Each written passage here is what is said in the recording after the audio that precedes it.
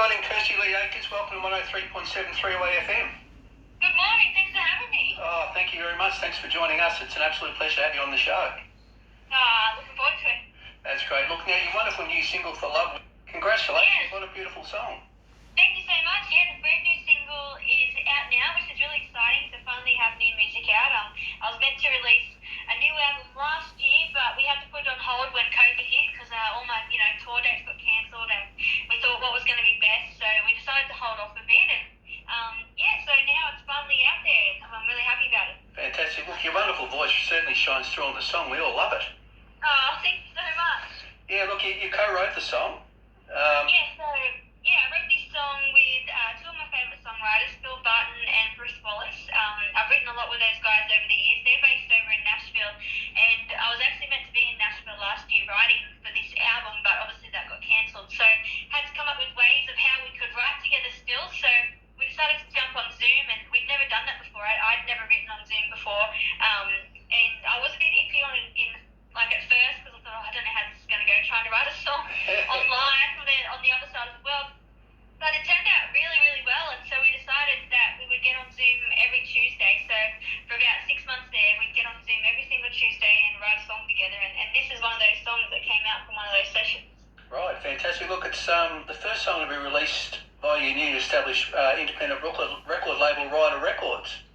Yeah, so my husband Jesse and I have always wanted to have our own record label, and when, COVID hit and we're in lockdown, we thought now's the perfect time to do it. We've got a bit of spare time, and it's always something we wanted to do, so we put our heads together, and we got with my longtime manager Perrin, and he's joined as a partner of the label, and so we've got this brand new label, Ryder Records, now, and obviously new album will be the first release of it, and this first single, and then hopefully we can look at signing other artists as well. Right, fantastic. Look, there's and you touched on it, there's been 5 Kirsty Lee Akers albums to date. Now, when can we look forward to the 6th one coming out? Is that fairly soon? So it'll be early next year. We don't have a set date for it yet, but early next year we've just released the first single, and then we'll probably release one more single before the album comes out. So fingers crossed sometime early next year. Right, well that's something to look forward to. And can you give us a hint what the new next single is, or you prefer to keep that a secret? Well, we've got a few that to choose from. I know what I want it to be. Right. So we're just putting it out now. If it's going to be that song or not. But the one that I want it to be is actually a song I co-wrote with the Wolf Brothers. Right. So hopefully that'll be it. But who knows? We'll have to watch this space. Yeah, fantastic. The Wolf Brothers are great, aren't they? Look, we've played that new song of theirs, Kids on Cassette. It's absolutely fantastic, isn't it? They're really great. And we got on Zoom together as well because obviously they were in Tassie and wrote a song together, and really loved it. Great. Well, that's something to look forward to. Look, you turned your hand to the production side of things on the last album, Under My Skin. I'm guessing this enabled you to have a lot more control over your music than you may have had previously. Yeah, definitely. So my last album, Under My Skin, I really wanted to produce that album. That was my 5th album, and I'd always wanted to step into the producer's seat, but was always a little bit nervous and, a bit worried about if I could pull the job off myself. Took the jump and dived into the producer's seat and created that album, and it did so well and had so much fun in the studio. So decided to produce this next album myself as well, but this time I brought my band in on it, so they co-produced it with me. So I noticed, when I was in the studio with the last album producing, they had lots of amazing ideas, so I really wanted to include those on this album, and I think we've come up with something really great. Right, yeah, well, you've obviously shown that you've got another string to your bow, which is fantastic. So, I guess it's something for the future as well to look for, but maybe work with other artists as well, rather than just on your own stuff. Yeah, definitely. I really love being in the studio. Obviously I love doing shows, but I think I really, really love, the creative side of it, writing songs and then being in the studio and bringing them to life and experimenting with different instruments and different sounds and hearing the final product. That's probably one of my favourite things. Yeah, fantastic. So the new album is co-produced by you and some of the members of the band. That'll be fantastic. Yeah, so it's co-produced by myself, my drummer, Paul Bain, my guitarist, Dan Ebbels, and a new guy that we brought in.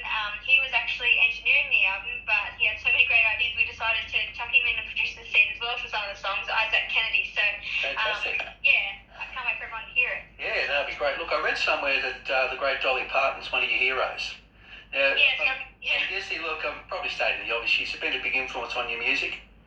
Yes, I absolutely love Dolly. I've been obsessed with Dolly ever since I was a little girl, and I just think she's absolutely amazing. I've been to Dollywood multiple times. I absolutely love Dollywood. It's like heaven on earth for me. But yeah, I just think she's absolutely incredible. She's an amazing songwriter, amazing artist, amazing businesswoman. So yeah, she's definitely someone I've always looked up to. Fantastic, yeah. Look, and I read somewhere also that sometimes you think to yourself, now what would Dolly do here, or what would Dolly... That's always my motto. What would Dolly do? So Fantastic, I think you think like that, you can't fail.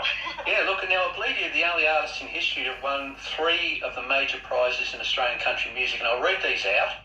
Yeah. Telstra Road to Discover, Toyota Star Maker, and also 2 Golden Guitar Awards. Wow, you must be very proud of that. Yes, very, very proud. Back in those early days of my career, the Telstra Road to Discovery and Toyota Star Maker were really big things that launched me into the country music world. The Telstra Road to Discovery, that won me my very first trip to Nashville, and got to write with some amazing co-writers, and those relationships I formed back in 2006, I still have now, and still write with the same people. And obviously it started my love affair with Nashville. And then the year after that, I won Toyota Star Maker, which is, the biggest sort of competition in our industry. People like Keith Urban and Lee Kernaghan, that's what started their careers off. They won the same competition. Fantastic. They got me my first record deal and released my first album back in 2007. And then, of course, the year after that, won my first golden guitar. Well, and you won a golden guitar again recently, didn't you? Yeah, so just this January just gone, just won golden guitar for vocal collaboration with Amber Lawrence, Diana Crawford, and Elise Simmons. So very, very proud of that one. Fantastic. Yeah, look, it's with the live music side of things. Look, I know that we've all been affected by COVID, of course, but with this some semblance of normality returning here in Australia, well, over here on the East Coast anyway, in the not too distant future, do you have any plans for gigging and tours and that sort of stuff? Yes, I cannot tell you how excited I am to get back out on the road and do some shows. I've got to remember how to even do a show and talk to an audience. It's been so long.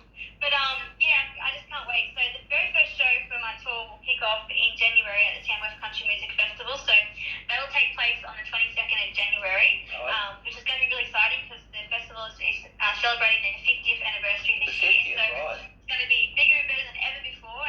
And then, the tour will kick off. Fingers crossed we don't have to cancel ever again. But we'll see what happens. But the tour will kick off. So those listening, keep an eye on my website and my Facebook and Instagram, because I'll be announcing tour dates very soon. Fantastic, that's great. Look, these days you split your time, you mentioned it before, we touched on it a little bit before, you split your time between Australia and Nashville. How do you find that?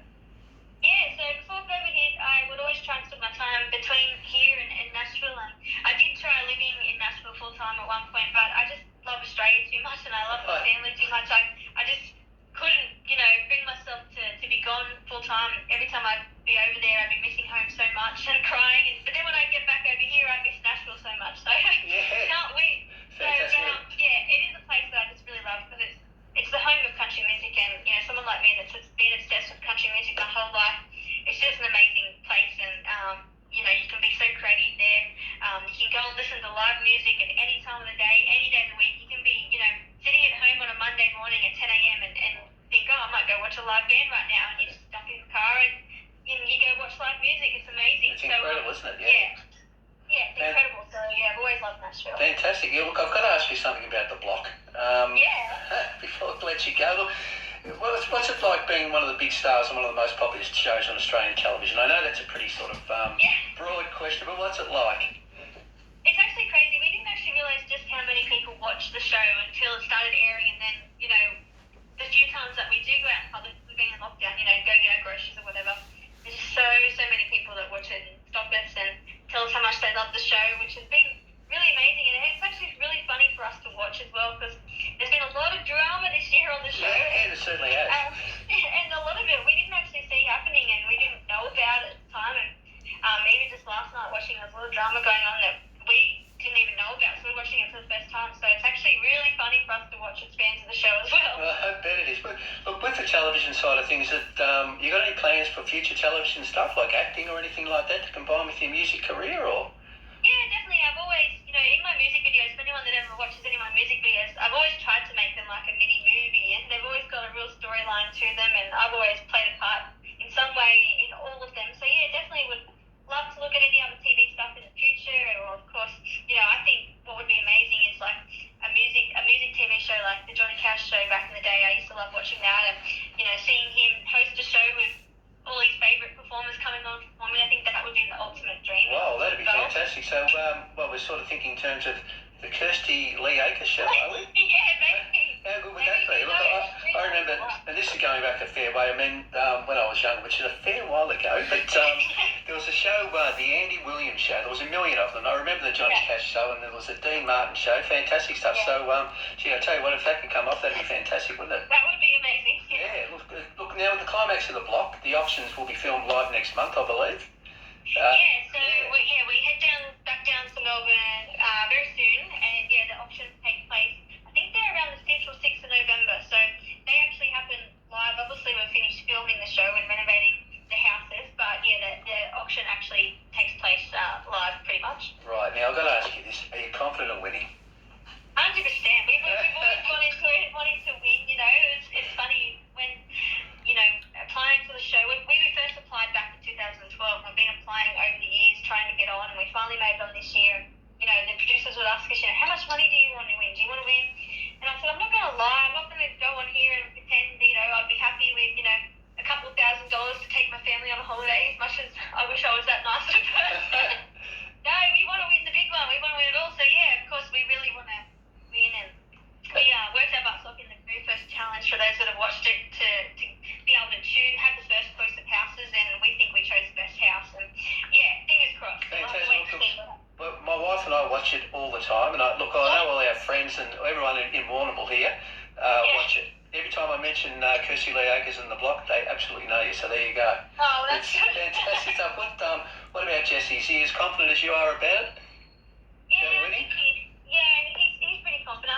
I mean, I feel like our house will definitely sell for the most, but the thing that will bring us undone is what our reserve will be. So, even though our house, I know, will sell for the most, because it's hard to compete with. It's got a double the size block of everybody else. It's a 2-story house. It's got a $100,000 wine cellar in it. Yeah. It's really hard to compete with that house, but I feel like our reserve will be the highest. So whatever you make over reserve is what decides the winner of the show. So if our reserve is the highest, that might mean that we don't make as much profit as everybody else, even though our house might sell for the most. So we'll just have to see come auction day what our reserve ends up being. Yeah, that'll be fantastic. Look, you can guarantee all of us here on 103.7 3WAY-FM and everyone in Warrnambool will be cheering for you and Jesse. So thank you so much. We can't wait. So that's around the 5th or 6th of November, I think. Yeah. Fantastic. Look, good luck with it all, and good luck with For Love and the new album. Thank you so much. And we're looking forward to the new album sometime around January, you said? Yeah, early next year, fingers crossed. Fantastic. And we really look forward to you getting back on the road and touring gig. Look, I always ask people this, and are you going to come to Warrnambool? Definitely, yes. Definitely want to head there. Want to play as many places as possible. So we're still locking in dates now. So fantastic. You'll have to let me know what venue you think is the best. Yeah, absolutely will. But so have you been to Warrnambool before? I think I have. You have, yeah? I think I actually have, yeah. It's crazy to even remember which towns I have. Yeah. Okay. I've performed in every state of Australia now, so I always drive through towns and I go, I think I've played here. It's funny, every time I interview an artist, people say to me, you put them on the spot, you shouldn't ask them whether they've been to Warrnambool before. The answer is generally yes, which is fantastic, but even if it isn't, I always ask them, are you going to come to Warrnambool? So we'll hold you to that, Kirsty. We'd absolutely love to see you here. And thank you. Love to get there. Yeah, that'd be great. Well, thanks a lot for joining us today. It's been an absolute pleasure. And thanks for having me. Yeah, we look forward to catching up again soon. That'd be great. Thank you. Thanks a lot. Bye-bye. Bye-bye. See you, Kirsty. Bye.